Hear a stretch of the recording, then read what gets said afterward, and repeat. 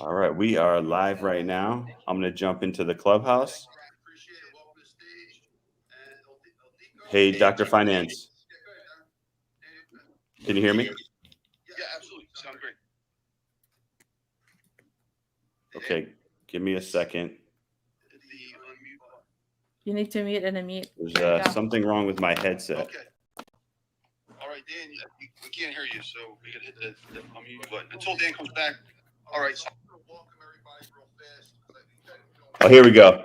There was something wrong with my headset. Sorry, Dr. Finance. Can you hear me now? Awesome. Okay, great. Mike, can you hear me as well? I got you loud and clear. Fantastic. Just want to make sure. All right, we are super excited because literally this book changed our life last year, but I don't want to talk about that because I want to make sure that we have enough time for Mike to explain everything. I was already describing to everyone in the room how it changed our life. So Mike, you've not only changed our life, you changed millions of people's lives on how you do business. I know you're really dedicated to helping people. There's Toilet Paper Principle, there's The Pumpkin, there's really amazing books that you've written. And we highlighted Profit First just because personally it had a really big impact. But I'm going to read Mike's bio right now. And I like how you have the pronunciation of your last name on your website, by the way. I'm sure you get that a lot. A lot. And Mike now actually has an amazing beard, by the way. I put the picture of the no beard. So for those of you watching, you can see his amazing, incredible beard. But by his 35th birthday, Michalowicz had founded and sold 2 multi-million-dollar companies. Confident that he had the formula to success, he became a small business angel investor and proceeded to lose his entire fortune. Then he started all over again, driven to find better ways to grow healthy, strong companies. Now he's devoted his life to research and delivery of innovative, impactful, and entrepreneurial strategies to you. He's the creator of Profit First, which has been used by hundreds of thousands of companies across the globe to drive profit. He's the creator of Clockwork, a powerful method to make any business run on automatic. We all need that. In his 2020 release, Fix This Next, Mike details the strategy businesses can use to determine what to do in what order to ensure healthy, fast, permanent growth. And his latest book, which actually launches in about 2.5 weeks or no, maybe a month, sorry, it's a month, the 21st of September, Get Different. So everyone, make sure you pre-order that. It'll give you the tools to stand out in any market. So today he leads 2 new multi-million-dollar ventures. He tests his latest business research for his books. Former small business columnist for Wall Street Journal and business makeover specialist on MSNBC. So he has Fix This Next, Get Different, Clockwork, Profit First, Surge, Pumpkin Plan, and the Toilet Paper Entrepreneur. So make sure you go to his website. You can actually read 2 paragraphs of his books right now, or you can go buy his books, and then we'll jump into questions later on. But Mike, welcome. Glad to have you. My God, that's the longest bio on the planet. I think we lost the entire room listening to me. And the other half of the stage, like, this guy sounds like a big jerk full of himself. It's a pleasure to be with you, Daniel, Dr. Finance. I'm excited to be here. I hope I can share some insights. Yes, Mike, excellent. welcome. I was going to say, I'm going to hand it over to Kate. She's going to be amazing at interviewing, by the way. Hey, Kate. So be ready. All right, so let's open up all our mic, guys, and welcome Mike to the stage.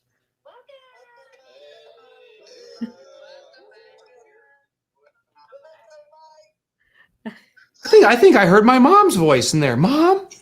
That was awesome.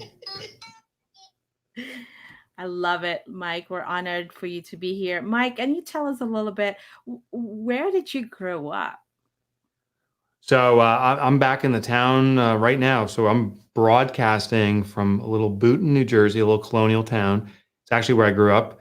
I vowed never to return here after I left high school to come back to this little town. And sure enough, I'm back in town and happy to be here. Love it. Thank you so much. And Mike, what moment from your childhood are you most proud of? I guess it was defending my friends. And perhaps that inspires the work I do today.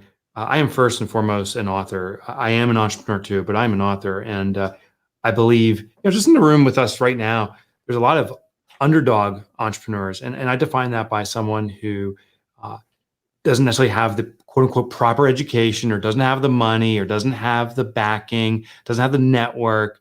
In some capacity, we're an underdog.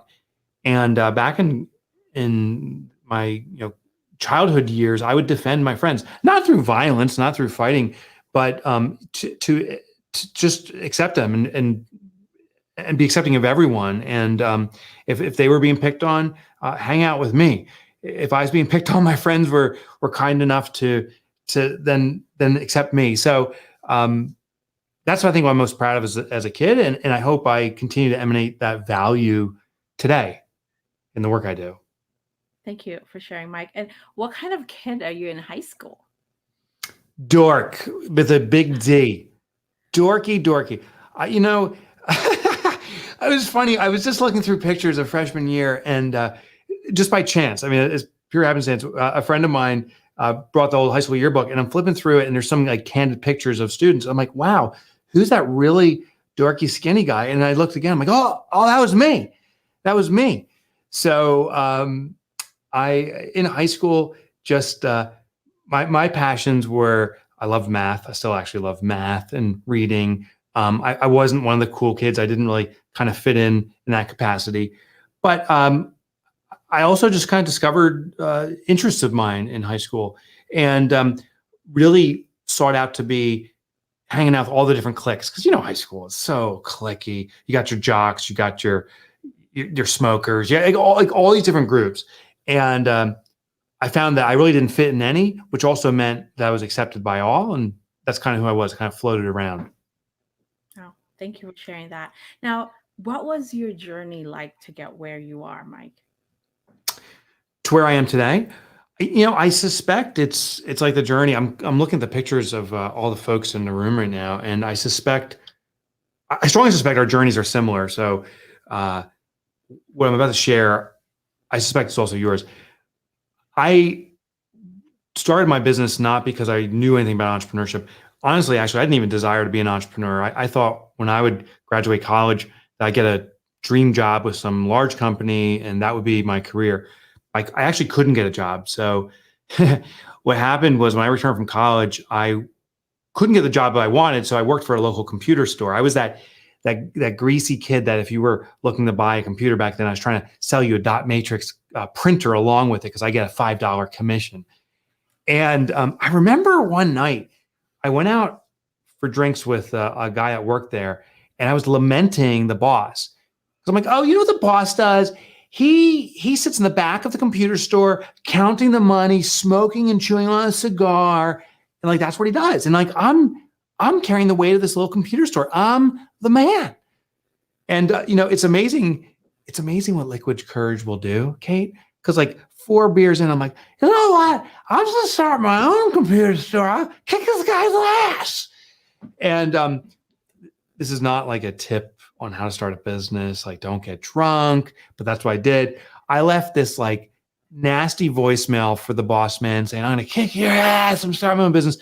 Next morning, with some sobriety under me and a massive hangover, I called and I said, you know what? It was a mistake. I'm so sorry.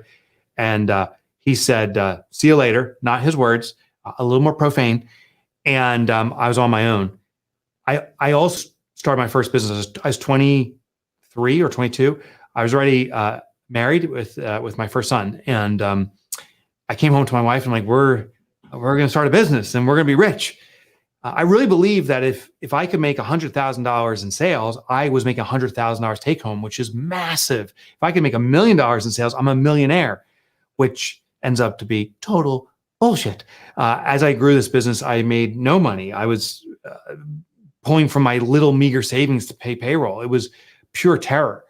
And I suspect many of us can relate to the journey. I was very fortunate. I had some what they call exits, meaning I sold some businesses. And those were pinnacle moments. They were fantastic, but I never really understood how to make my businesses profitable when I was running them. I was just lucky to sell them. The turning moment for me, and perhaps for many of us, was a traumatic moment. I started a third business thinking I simply had to pump and dump my business, build it faster and sell it faster. And that's how you make a lot of money. But this third business, I was a calamity. I didn't know what I was doing. I was spending good money after bad. I wiped out everything. And I got a call from my accountant. He said, Mike, I never expected to say this to you, but you got to declare bankruptcy. You are done. Or option two is evaporate your remaining assets, which was a car and a house, a small house. And that's what I did. I felt that my creditors didn't owe my debts. And I had to start again. And that was only like 13 years ago. It was around 2008. And I had to start again. And it was devastating. I had to come home. I'll never forget this.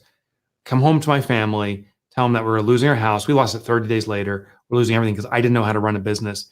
And I looked at my daughter. She was 9 years old at the time. I wrote about this in Profit First. I looked at my daughter and I said, I can't afford to send you to horseback riding lessons. It was $25 for a group session. And I was broke. I said, I can't afford it. And I'm sobbing and she's sobbing. She ran out of the room. I thought she was running away. She ran to her bedroom to grab her piggy bank and she ran back to me.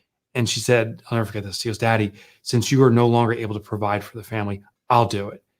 And that moment became a defining moment for me. I was so embarrassed and ashamed of myself. I was so honored by her, but I realized I didn't get business. I was running business, but I didn't get it. And I think that can link to many of us that we're in our business, but we seem to be repeating the same experience over and over. And that's what I was doing. And that's when I decided to become an author and write about what I didn't know. So every book you shared in the beginning, all the stuff I've done is actually research into what I don't know so I can employ it in my own business and hopefully serve others in that journey. Thank you so much, Mike. Now, tell me about when did you start writing Profit First, and what was the motivation behind it? I have to say though, you did. I mean, we were listening to the Audible, and we were so entertained by you narrating the whole book. Thank you. So I literally just finished up recording my newest book last week at the studio, and I've had now the same producer, and his name's Scott. He said to me, he's like, when you're coming, we got to tell the crew because no one reads a book like you. So most authors, a little behind the scenes here, when you do an audio book, you go to a studio, a recording studio, and they have a seat there for you. And your book is literally right in front of you. Now it's usually on a Kindle version, so you can scroll through it. And there's a microphone in your face. I don't sit when I read. I'm not sitting right now. So if you're watching on StreamYard or through our broadcast here, you can see I'm standing. I don't sit. And when I'm reading a book, I am jumping around. I'm like punching at the microphone. I'm like, we've got this. We can do this. So I'm definitely a different type of reader. And I don't only read the book. I break from script. I'm like, hold on. You have to understand why I wrote this in Profit First. Like, I wrote this, but there's a reason why I wrote this. And I didn't write that in the book. So you're going to learn this in the audio. And I think that's kind of unique. To answer your question, though, I started writing Profit First really that year when my daughter came to me at the piggy bank. I didn't know I was writing that book. I just started journaling and taking notes. The number one question that stuck in my mind, and this is a statistic that is well documented and researched by US Bank and also the SBA, the Small Business Administration, 83% of small businesses are surviving check by check. There are 250 million small businesses. I'm sorry, 200 million small businesses in the US now. There's 300 million globally. And I suspect in this room right now, that the majority of us, perhaps even all of us, are defined as small business. The SBA calls a small business a company that does $25 million in annual revenue or less. That's my business for sure, and perhaps as many of us in this room. The statistic that blew my mind was 83% of small businesses are surviving check by check. So if you look at all the icons of the people in this room, if you're not surviving check by check, it's all the icons around you statistically. And it blew my mind. We're in business. The number one reason we're in business is to provide for ourselves and our family. The other number one reason that, it kind of goes hand in hand is to live a life of personal freedom. We want to do what we want when we want, and we want financial freedom to not worry about bills. But we don't achieve either. And that's why I wrote Profit First. I started working on 2008 to say, how can a business consistently be profitable? And I started testing on myself back in 2008. The book itself was published in 2014, I believe it was. So we're approaching our 8-year anniversary of the book. But the principles are something I've been working on forever. And I used to write for the Wall Street Journal. The first article I wrote about Profit First, which was maybe in 2009, 2010, got such a response of people saying, oh my gosh, this is such a simple system, but it is working for me. That inspired me to make into a book. Thank you so much. And Mike, if you wouldn't mind sharing as exactly your blueprints about the profit first. Oh yeah. Yeah, let's do it. So here's a real simple process. And everyone listening in right now, if you got a piece of paper in front of you, jot this down because I think this will serve you. First of all is I want to introduce you to a new formula. So if you want to write this one down, you can write the old formula. Sales minus expenses equals profit is the foundational formula in all modern accounting. It achieves what's called the GAAP standard, generally accepted accounting principles. But just if you wrote that down, look at that. And what you'll notice in that formula is while it makes logical sense, you have to have income, sales, you subtract expenses, and what's left over is profit. While that makes sense, notice that profit's at the bottom. In fact, we call it the bottom line or the year end. It makes logical sense, but it doesn't make behavioral sense. When we do something last, we don't do it. Like if you love your family, you probably say, I love my family, that's why I put them first. You would never say, I love my family so much, that's why I've decided to always put them last. What comes last gets ignored and delayed. What comes first gets done. So that formula, while it makes logical sense, behaviorally, it works against us. And that formula is the reason why so many businesses struggle. We wait until tax time to say, were we profitable? No. And then we kick the can down the road for another year, hoping that we'll be profitable next year. But profit, and you can write this one down too, profit is not an event. Profit is a habit. Profit is not something that's an eventuality, an event. It's something that must happen and be baked into your business every day, every transaction. So here's the new formula. Write this one down if you wish. Sales minus profit equals expenses. Here's what I'm saying. Every time revenue comes into your business, including today, if a deposit comes in, we're going to take a predetermined percentage of that money, allocate it toward profit, literally at your bank account, at your bank. We're going to allocate to an account called profit, tuck your money in there, that percentage, and reserve it. And perhaps for the first time ever, you actually have a cash profit accumulating. Now, obviously, you're not going to have as much money for expenses. And if you can't pay your bills, we have a simple rule here. If you can't pay your bills, as your business is telling you, you can't afford your bills. There's something fundamentally wrong. So that could be that you are running too many expenses. That's very common. Or we don't have enough margin, which is also very common, meaning we don't have the prices appropriately priced. Therefore, you can't be profitable. So take your profit first. If you can't pay your bills, there's something we got to fix inside the business. Because listen, if I want a 10% profit, take 10%. And if I can't pay that, that means there's something wrong with the business. Fix it by increasing pricing, improving efficiencies, decreasing costs. You got to fix it that way. And then the last part, I know I'm kind of doing a diatribe here, but this has to be set with the bank. Now, the Profit First basic principles use 5 bank accounts at your bank. This is like the old envelope system from yesteryear. My mom, she's of German descent, and she brought this from Germany. She moved here when she was in her mid-20s, met my father, had myself and my sister, and she had the envelope system. And she worked at a local factory, actually, literally right down the road from where I am right now. And she worked hourly. So sometimes if she worked overtime, she'd get more money. If she worked less, she'd get less money. But she would take the cash that she got and then divide them into envelopes. One said, they're all in German, but one said food, one said the mortgage for the house, one for the giving back to the church and the community. Now, when my mom went food shopping, she would grab only the food envelope, and she always had enough money. Not the same amount of money, but had enough money. So whatever money was in there, she worked with it. And if she was sick and didn't work much that week, there wasn't much money, and there would be kind of meager food. If she had a lot of money, then she would splurge, which for a German is liverwurst. And if you don't know what liverwurst is, consider yourself lucky, because that stands for liver sausage. Is absolutely disgusting. True story, but that's what my mother would do. This is the same system, but for your business. We're going to carve up money to its intended use before we spend it. And then when comes time to spending money, to paying yourself a salary, to distributing profit, the money's allocated to that envelope accordingly at your bank.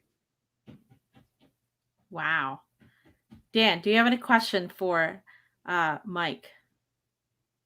All right. Do I still have you, or did I? Okay. I love that, Mike. That is phenomenal. This is Laura Frank Bernard. Hey. That is probably one of the best things I've ever heard in my life. Can I say you complete me? Would that be awkward? Man, you just made my day. You made my day. Thank you. All right, Danielle, do you have a question for Mike? I know Mike, you're like I just enjoy looking at you in camera because I can picture you Yeah, I'm like the profit I'm first. jumping around. I'm like I'm pointing. Yeah. surprised you're not in Peloton while doing this. Yeah, You well, definitely maybe- look like a Peloton person. Dan, go ahead. Yeah, I mean, I was thinking the same thing, that I'm really inspired because I'm kind of a monotone speaker and I need to get, so you're inspiring me to drum up that energy from deep inside. I think I need a bigger beard. I think that's what it is. So if you're looking on the feed, I've turned into a Civil War general. That's the best definition of myself. I deserve a musket. I'll give you a tip on the beard. So I was beardless until the COVID pandemic, and I just didn't shave for a little bit. And my wife comes to me, she goes, "Oh, I like the new look." I'm like, "This is a new look. I thought I was just lazy." Then I let grow a little bit more, and she's like, "I like that." And I'm like, "Then it stays." Then it's grew a little bit longer than it's today. And she's like, "That's not working." I said, "Then it's gone." So that's how the beard is, how it came about, and it will stay as long as I get approval at home. The day it's done with her, it's done for everyone. I love that. Thank you, Mike. Yeah, so I have a question then, and I love this profit first, and I know there's probably people that have questions about it. Also, I'm sure we'd love to hear about your new book as well. You know, what the new venture that you have coming out in September. But for those people out there that are thinking, I don't know if I can afford this, like you said. I don't think I can afford to take money out because I'm living paycheck to paycheck. How do I know what expenses I need to take out? Because all of my expenses seem to be what I need for my business. They're mandatory. How could I remove an expense? My business will go under if I don't have the expense, but I must not be making a profit. I mean, it seems I love the concept and we've used it, but I know there's people out there that are probably thinking like, wait a minute, it doesn't work for my business. That's a great question, and it's a common one. The most common feedback I hear from people is, "I can't take profit until I'm profitable," and that's a mistake. Because if you do take your profit first, it will tell you how to be profitable. Otherwise, we'll never get there. Here's the reason we never get there. There's a behavioral principle called Parkinson's law. Now, a little behind the scenes magic here. With profit first, it's all based upon behavioral principles, how our mind operates. When we see money, and as I shared earlier, allocated to its intended use before we spend it, we typically spend in much more confined areas. And if we take from another account, we feel kind of a pain that we're stealing from ourselves. We'll still do it. And there's ways to navigate that too. It's a little more advanced than profit first. But I think the most important principle I can share is this concept of Parkinson's law. So real quick history lesson. Parkinson's a theorist in the 1950s. He notices something interesting about us, that the more we have of a resource, the more we naturally consume. And as the resource expands, we consume more of it. His studies were around things like time. For example, if I'm given an hour, say, Daniel, not an hour, say a week, I tell you, hey, I'm going to get you that email I promised you in a week with some of the details. It'll take me a week to get it to you. But if we have the same conversation, the same people about the same thing, and I'll promise to get you the email in 1 hour, I'm likely to get it done in an hour. So as I constrain the supply of time, I actually work more efficiently with it.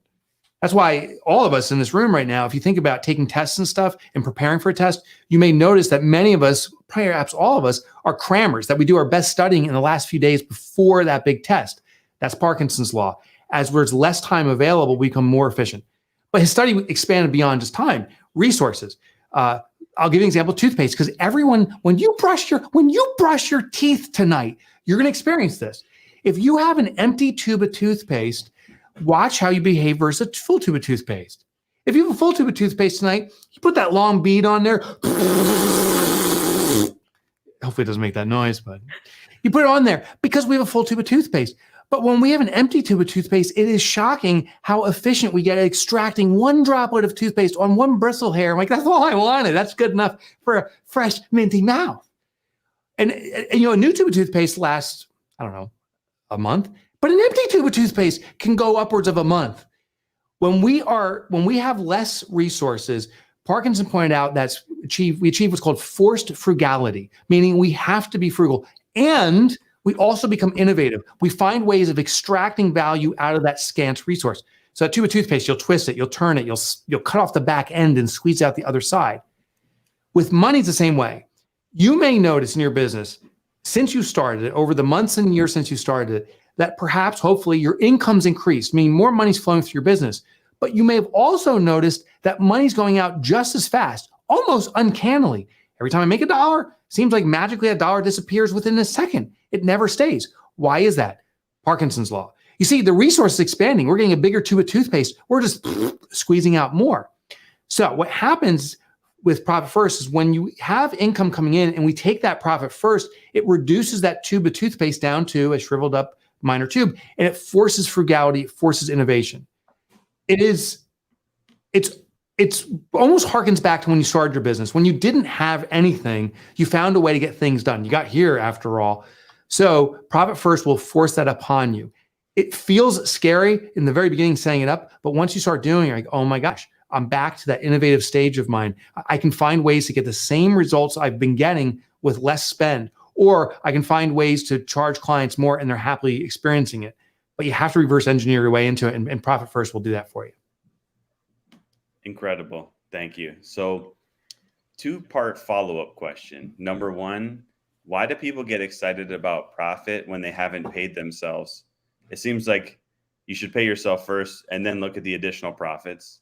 The other part is when it comes to profit margins, a lot of people value their company based on, multiples of profit margins. I know people say EBITDA, or they even look at their company and say, hey, I have success because I have a 20% profit margin. Does this change all of that, or does it align with the similar thought process? Those are damn good questions, my friend. Damn good questions.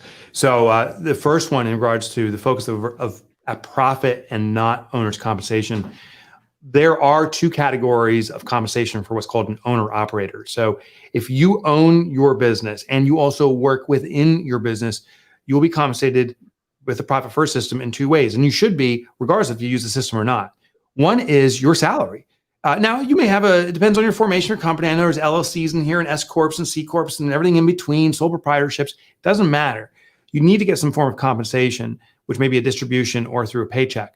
But the compensation piece should be representative for the work you do. So the real simple way to get there is simply ask yourself, if I had to hire someone to replace me to do all the stuff that I do here, what would I have to reasonably pay that person? I bet you it's a boatload of cash. You then deserve to be paid a boatload of cash because you are that person. So that's your salary setting, is if we replaced you.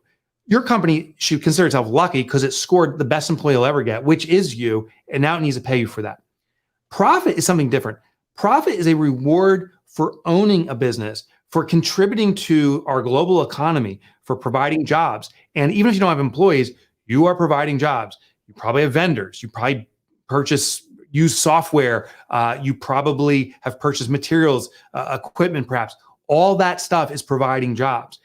Profit distributions are a recognition for taking the risk of starting a business. Sadly, many businesses don't make it. And the fact that you're here on this call and you're making it right now, you deserve to be rewarded for that. That's what's called a shareholder distribution. Just to put this in a real simple term, I own stock in Ford, not a stock tip, by the way, but I do own stock in Ford. Ford sent me last quarter a distribution check for $13 on 100 shares. And here's why I didn't open up and say, oh my gosh, I don't deserve this, Ford. Let me return the money. And I didn't say, I got to head down to the factory and work for a little bit until I earn this. I'm a shareholder. I took risk in investing in them. And my intention, hope is the value goes up, but it could go down. That is recognition for the risk I took. That's the same with our small business. You are a shareholder in your small business. And for some of us, it's 100%. We own a lot of shares. Maybe you have a partner, maybe you own 50%, but you own a lot of shares. That profit is a reward for that. And the owner's comp is for the work you do. So that's that. In regards to the value of your company, you asked about multiples and so forth. When a company, listen, the greatest retirement mechanism is selling your company. Sadly, about 1% of companies actually ever get sold. So we need to fix that right now. Do you know the most viable component of a business for an acquisition is the profitability? The buyer, whoever's buying your business, it could be venture capital, it could be investment bankers, could be another sole proprietor, it could just be a person that's looking to start a business. All of them are making investments in their future, and they want something that's going to return money to them.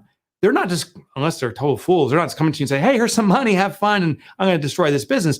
They want a business that's going to continue on without you. And they want to have a business that's going to return money to them.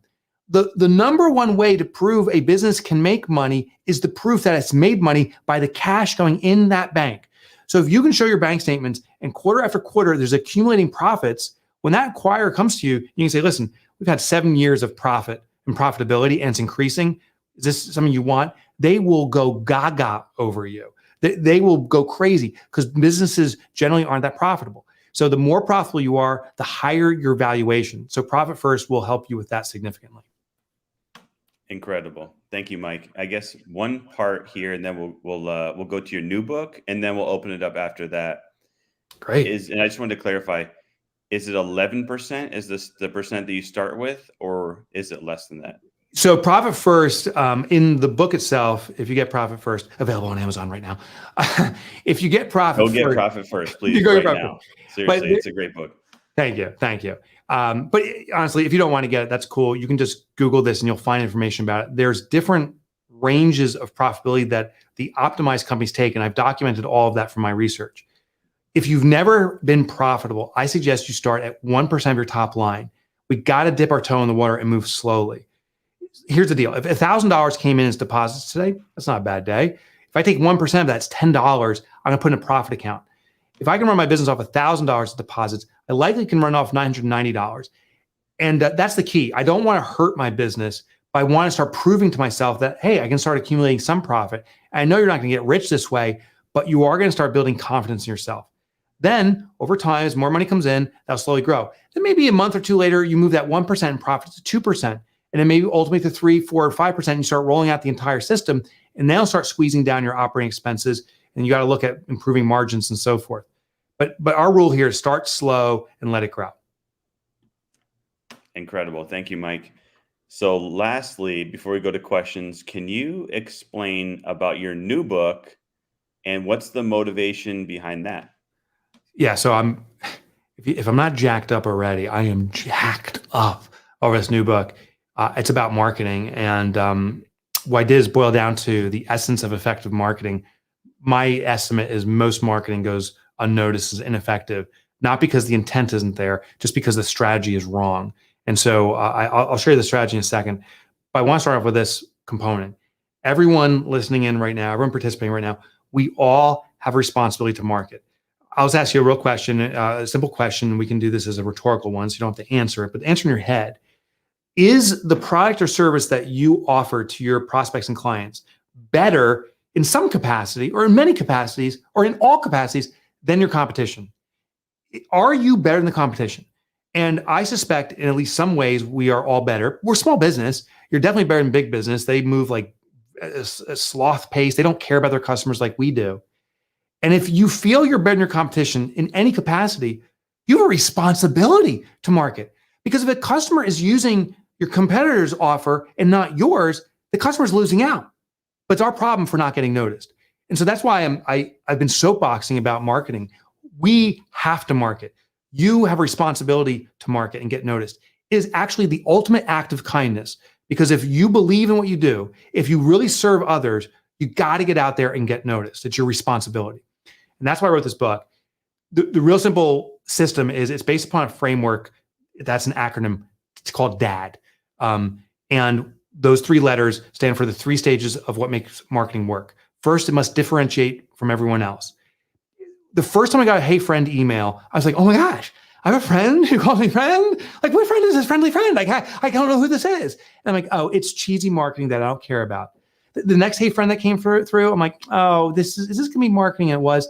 I've never looked at a "Hey friend" again. The first "Hey friend" was smart. The second one was a copycat, and everyone else is white noise.